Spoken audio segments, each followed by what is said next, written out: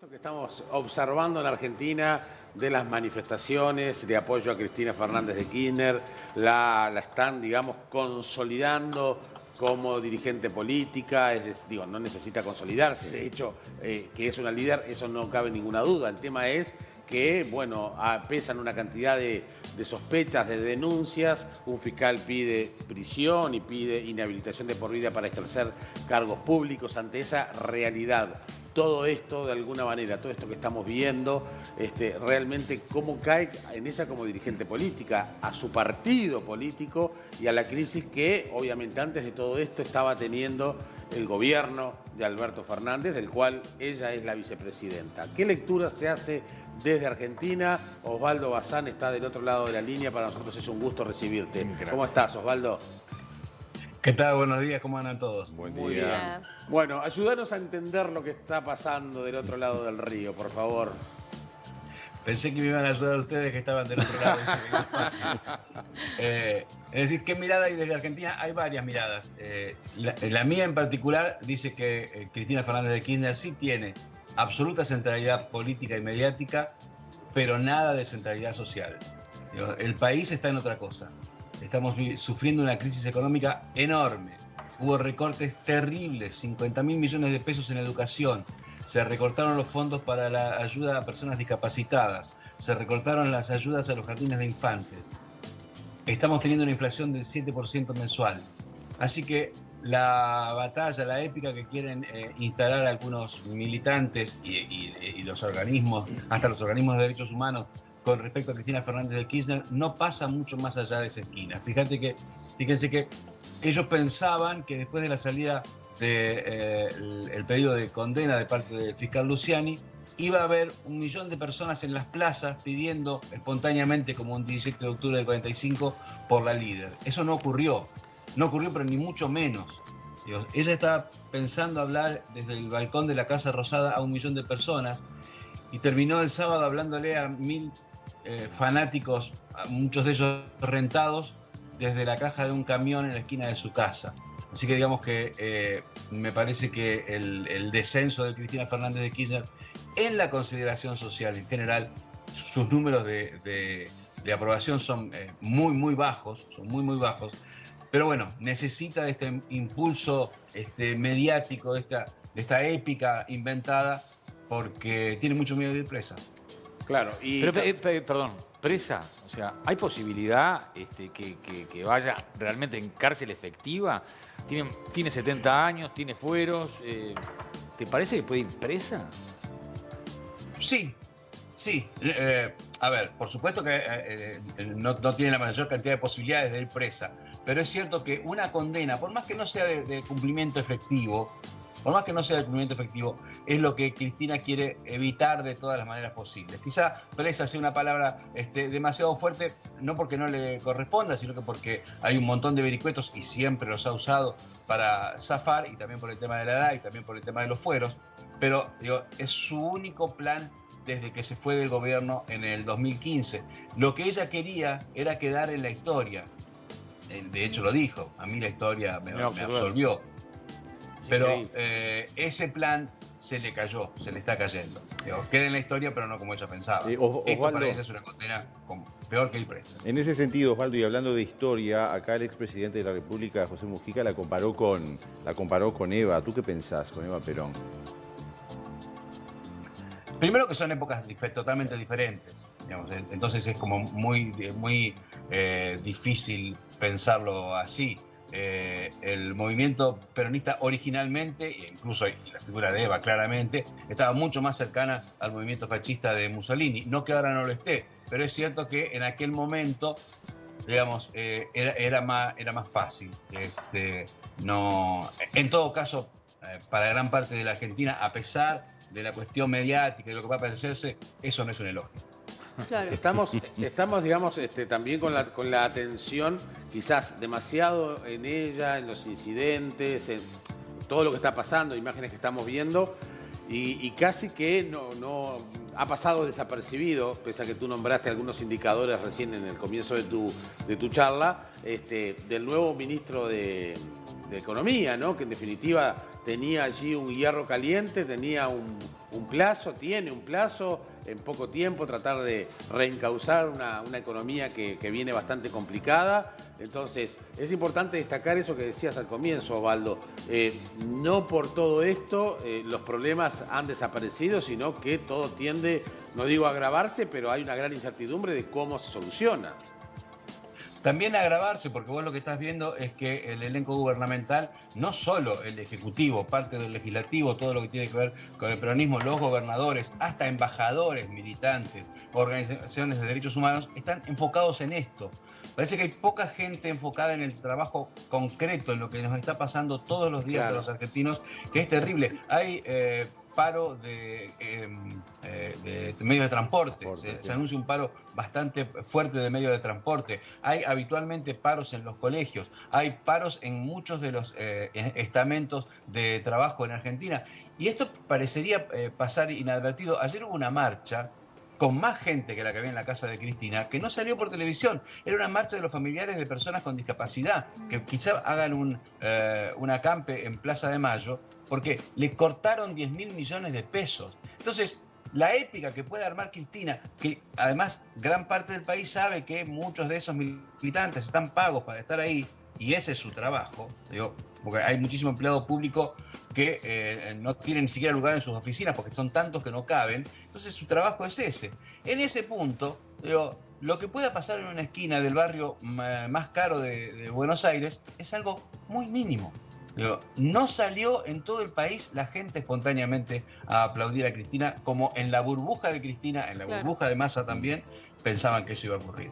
Osvaldo, nuestro compañero Martín Fablet tiene una frase que repite, que es: nosotros lo miramos del balcón, ¿no? Es muy fácil desde acá horrorizarnos y asombrarnos, pero es algo que pasa sistemáticamente e históricamente en Argentina. Vos, de alguna forma y en concreto, ¿podés explicar por qué sigue pasando esta corrupción sistemática y por qué se sigue dando estos enriquecimientos ilícitos de los gobernantes? A nosotros realmente nos sorprende, pero ¿por qué sucede? ¿Por qué lo avala el sistema y no se puede cambiar? Y resucitalo a Perón y te contesta. En principio, lo que yo considero fue una gran bisagra fue la elección del 19, en donde la gente, gran parte de la población, el 48% de la población, sabiendo lo que había ocurrido en el gobierno anterior, con todas las pruebas de la corrupción, volvió a votar de igual manera al peronismo. En todo caso, influenciado también por gran parte de medios de comunicación, de intelectuales, de artistas, a los que decían, bueno, pero Cristina va a tener un trabajo casi protocolar, va a ir por el mundo, quien va a mandar es efectivamente Alberto Fernández, lo cual también era imposible que cualquiera que conociera un poco el accionar del peronismo y el accionar de Alberto Fernández hubiera pensado que eso iba a ser así. Sin embargo, fue lo que se instaló en el 2019. Acá hay los únicos responsables somos los argentinos. Sí, digo, esto es bastante claro. Cristina no vino, no la eligieron ustedes, aunque quizá lo hubieran elegido porque vienen acá ahora son ricos, ¿no? Están contentos. Pero la elegimos nosotros. Nosotros elegimos nuestro destino. Hasta no entender eso, es poco lo que se puede hacer. Creo que se está entendiendo. Osvaldo, creo que hay un golpe muy, muy fuerte hoy en Argentina. Osvaldo, ¿qué dice, cómo esto afecta al gobierno y qué es lo que dice, si es que dice algo, Alberto Fernández? No, Alberto Fernández está como en gira artística por las provincias, va, canta, estuvo en Catamarca con una caja haciendo chaya. ¿Volvió a cantar? Sí, eso es verdad. No tiene ninguna función más que protocolar en el día de hoy. Él se rindió, digamos, y dijo, bueno, listo. ¿Les molesta que esté yo? No estoy. La verdad, y por supuesto, y además, en un seguidismo absoluto de Cristina Fernández de Kirchner, diciendo todo lo contrario de lo que había dicho durante años. Recordemos, cuando asesinaron al fiscal Nisman, él estuvo en esa marcha que se hizo, una marcha de silencio que se hizo para esclarecer el asesinato. Hace una semana, menos, el miércoles pasado, dijo por televisión que Nisman se suicidó. Digo, la misma persona que estuvo en la marcha para que se esclarezca su asesinato. Digo, este es el presidente que tenemos en Argentina. Bien, pero lo que pasa es que también es muy difícil que el presidente crea que asesinaron a Nisman y la vicepresidenta que se suicidó. O sea, eso es un vínculo imposible. Entonces, ya desde ahí partimos mal. O sea, es un tema muy... Claro, entonces el presidente, como se da cuenta, dice, ok, dejo de pensar lo que pensaba, empiezo a pensar lo que piensa la vicepresidenta. ¿Y la oposición? Digo, que lo ha hecho en todos los temas. ¿Y la oposición cómo está parada?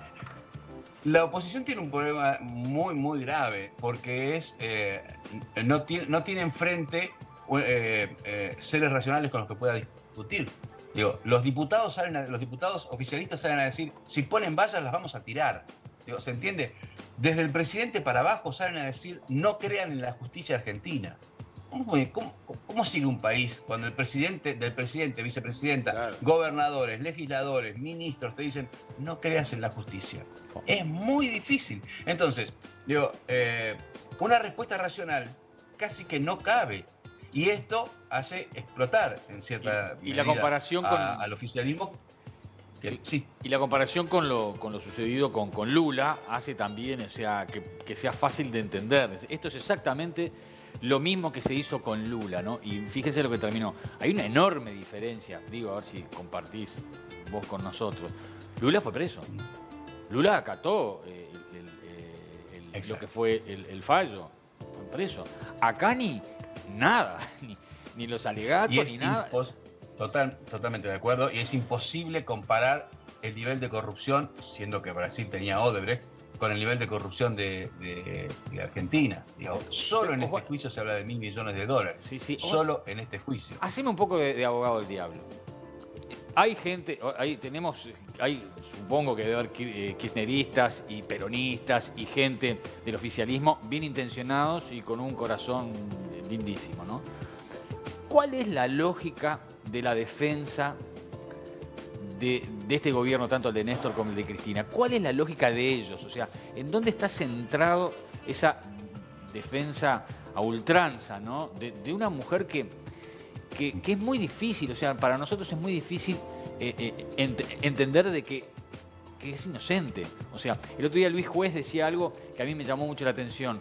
O sea, yo he atendido, dice, cientos de casos de personas, o sea, como juez penal, ha atendido casos de personas que se entendían inocentes, ¿no? Y la desesperación de la persona que se siente inocente por demostrarlo. O sea, decía Luis Juez, llora la gente, soy inocente. No... A Cristina nunca la vi, por lo menos yo, capaz que ustedes sí, nunca la vi decir que es inocente y estar realmente motivada por ello, ¿no? Entonces, ¿cuál sería el argumento, no de Cristina, que más o menos lo tenemos, el de los que la defienden y que realmente son honestos y son honestos consigo mismos, ¿no? ¿Cuál es el argumento? No, incluso en la población también. El gobierno y la población. ¿Cuál es el argumento? Bueno, esta que es la gran pregunta, y que coincidimos, y que nos venimos haciendo hace muchos años, la única manera que tengo de despejar este interrogante es, quizás una parte de esta formulación esté mal.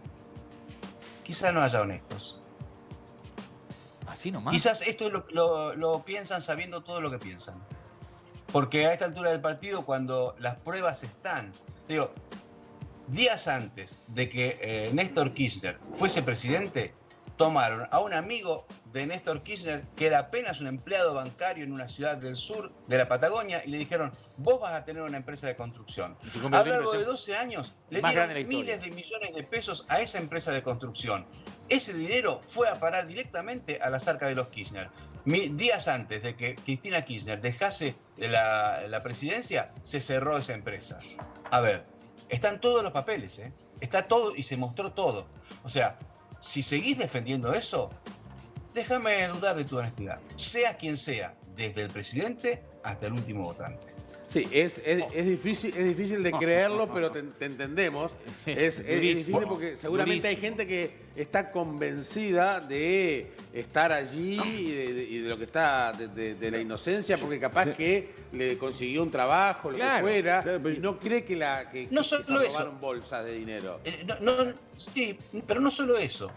Quizás también quizás me importe poco que haya robado, porque es que quien yo quiero que esté en el gobierno. Claro, quizás me importe poco. Y además, si me importa poco, no puedo pensar en nuestra honestidad. Iba a cerrar el razonamiento diciendo, bueno, me cuesta creer que haya alguien que piense eso y siga apoyándolo. También es una Argentina donde un dirigente sindical llegó a decir, dejemos de robar 2 años y pagamos la deuda externa. O sea, es... Sí, claro.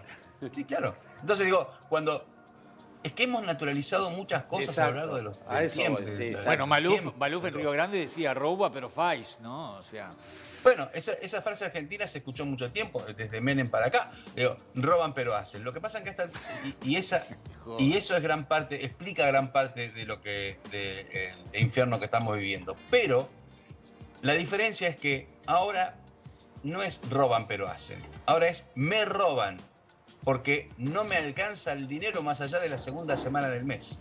Me roban y tampoco veo que estén haciendo nada más que una manifestación en la casa de la expresidenta. Entonces, cuando es me roban y no pasa nada, las cosas cambian. Los números de las encuestas previas lo están diciendo. El peronismo va a tener la peor elección en su historia.